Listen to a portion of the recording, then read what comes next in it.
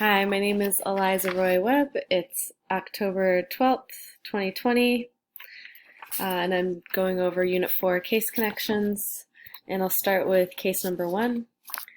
This patient is presenting with elevated levels of ammonia and urine orotic acid levels with a normalized plasma citrulline level. Due to the increased levels of ammonia, we can rule out a deficiency of pyrimidine synthesis.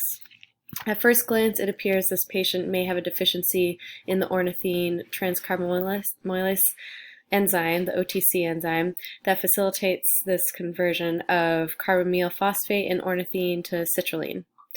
This would cause an elevation in carbamyl phosphate and ornithine levels. Carbamyl phosphate would then be shunted to the pyrimidine synthesis pathway, where it is converted to orotate or orotic acid. When there is a disruption in the urea cycle, the nitrogen compound wouldn't be adequately disposed of and it would result in an elevation of ammonia. It is most likely that the enzyme carbamyl phosphate synthetase 1 is not deficient. CPS1 is the regulatory enzyme of the urea cycle and combines CO2 and NH4 to generate carbamyl phosphate. If this enzyme were deficient, urine orotic and plasma citrulline would be reduced. Our patient is again displaying elevated levels of urine orotate and normalized levels of citrulline. Although the enzyme that is most likely to be deficient is OTC, there are a few points in the data that suggest the disruption isn't specifically with this enzyme. With this individual, citrulline levels are presented within a normal range, or slightly low at 10, normal being 12 to 55. With an OTC deficiency, citrulline levels would be very low or non-existent. Another point is this deficiency is an X-linked hereditary deficiency, and studies show that females are unlikely to display symptoms and would be extremely unlikely to have severe symptoms during the neonatal period. The more probable diagnosis for this patient would be hyperornithemia, hyperammonemia, homocitrullinuria, or HHH syndrome. With this syndrome, there is a mutation of the gene encoding for the mitochondrial ornithine transporter 1, or ORNT1, which facilitates the transport of ornithine across the mitochondrial membrane. This syndrome is most often displayed in the neonatal period with severe hyperammonemia, which is what we're seeing in our patient here. Symptoms include lethargy, vomiting, respiratory alkalosis, and an inability to regulate temperature. Urine orotic acid levels would be seen elevated in the HHH patient, and citrulline levels might be displayed as normal or low.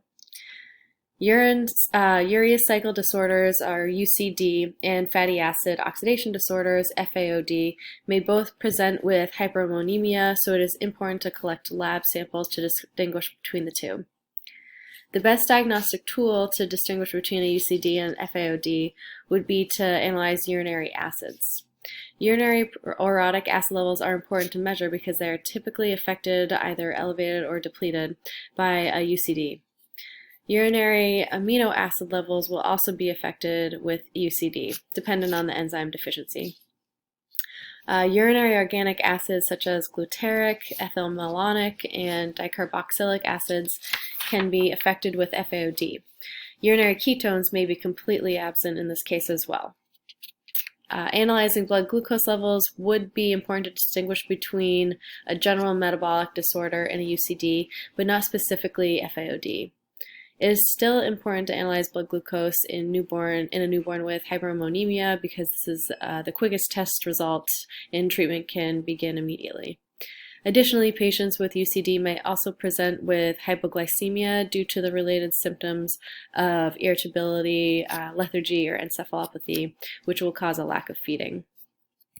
Serum fatty acids will be elevated in the FAOD patient and normalized in the UCD patient. Testing for serum fatty acids will not specifically distinguish between these two disorders, but would be important to evaluate in the hyperammonemic neonate. Plasma glutamine levels are correlated with ammonia levels. Therefore, if ammonia levels are elevated, glutamine levels will also be elevated. Both UCD and FAOD can cause hyperammonemia.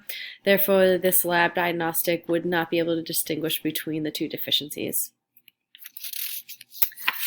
And then case number 3, the information provided for this case shows that plasma urate is elevated at 10.5 with a decrease in the amount of urinary uric acid, 215. Gout typically presents due to either overproduction of purines, a decrease in purine salvage, or undersecretion of uric acid. Based solely on the data given, it would seem that there is a decrease of urinary excretion of uric acid. And this could possibly be related to some form of renal insufficiency, for example, chronic kidney disease or nephrolithiasis. It is possible that there is also a component of overproduction of purines that is elevating the plasma urate. More information is required to know whether the increase in plasma urate could be related to a purine-rich diet or whether there is an overproduction of endogenous purines. With the elevation of purines, degradation increases. Degradation of purines leads to an elevation of uric acid, leading to an exacerbation of gout.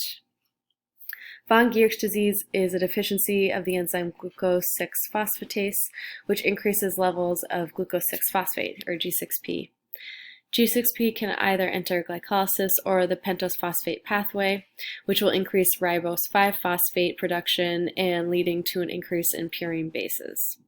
It is unlikely that there is a decrease in the salvage of purines based on this data provided, though more information would be required to rule out.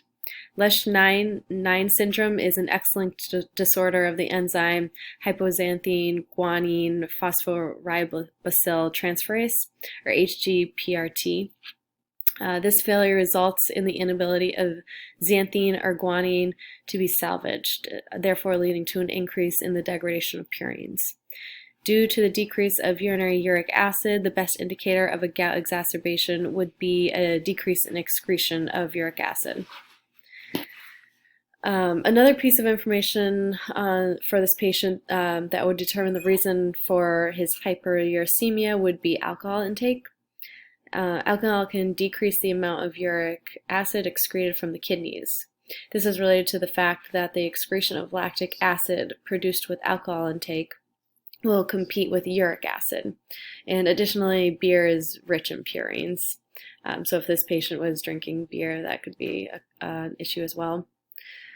After further discussion with the patient, it is noted that a recent dietary modification has been made and there has been an increase in a high fructose corn syrup. Fructose metabolism begins when fructose is phosphorylated to fructose 1-phosphate, catalyzed by the enzyme fructokinase and utilizing adenosine triphosphate, ATP. This subsequently increases levels of adenosine monophosphate, AMP. The elevation of AMP levels will stimulate the degradation of AMP to inosine monophosphate, IMP, which increases the rate of purine degradation. As stated previously, purine degradation will increase uric acid levels.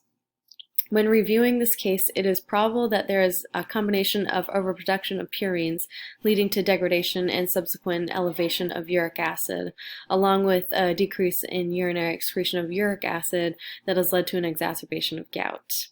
It is possible that the chronic high levels of fructose in this patient's bloodstream has ultimately damaged his kidneys and led to acute kidney failure and decreased his overall urinary output. And that's it. Thank you for listening.